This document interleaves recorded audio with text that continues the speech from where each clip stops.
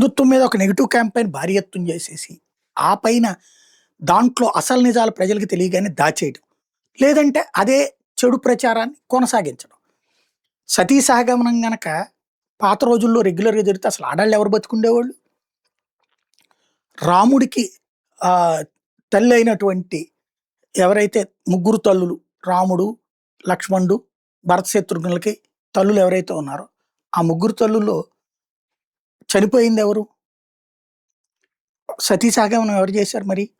మహాభారతంలో సతీ సహగమనం ఎవరు చేశారు? కుంతి తనిష్టపడి చేసుకుంది.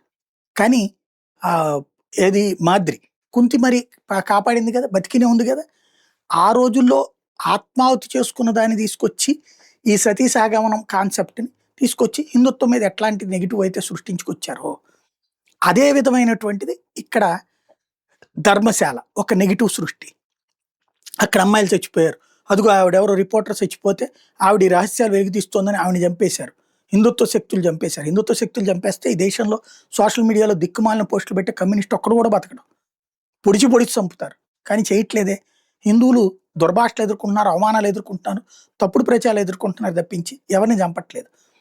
ధర్మశాల గురించి ఇంకేంది 25 శవాలు దొరికినాయి, 50 శవాలు దొరికినాయి, 100 శవాలు దొరికినాయి, 1000 శవాలు దొరికినాయి. అసలు ఇదేం రాక్షసత్వం, ఇదేం పద్ధతి అంటూ ప్రచారం చేశారు. తీరా చూస్తే ఒక్క శవం కూడా దొరకలేదు. బట్టలు కూడా పాతది, వేరే శవం దొరికినటువంటిది కూడా, ఇవన్నీ లెక్కలు తేలినాయి. దాంతో పరువు పోయేటటువంటి సిచ్యుయేషన్‌లో మీడియా అంతా దాచేసిందిగా. అప్పటిదాకా హైప్ ఇచ్చినోళ్ళు 2 రోజులు వార్తలేసి ముగించేశారు. అదే ధర్మశాల గురించి నెగెటివ్ స్టోరీలు నెలల తరబడి నడిపారు. ఇప్పుడు దాని పర్యవసానం ఏం చేయాలా? అసలైనోళ్ళని పట్టుకోవాలి. కానీ విచిత్రం ఏంటంటే, ఈ ధర్మస్థలాకి సంబంధించినటువంటి ఈ ప్రచారం ఎవరైతే చేశారో ద న్యూస్ మినిట్ వాళ్ళు, ఆ ఎడిటర్ ధన్యా రాజేంద్రన్‌కి ఇప్పుడు అంతర్జాతీయ అవార్డులు. అంటే ఇలాంటి ఒక తప్పుడు ప్రచారం హిందుత్వం మీద చేసినందుకు ఇవ్వబోతున్నారు.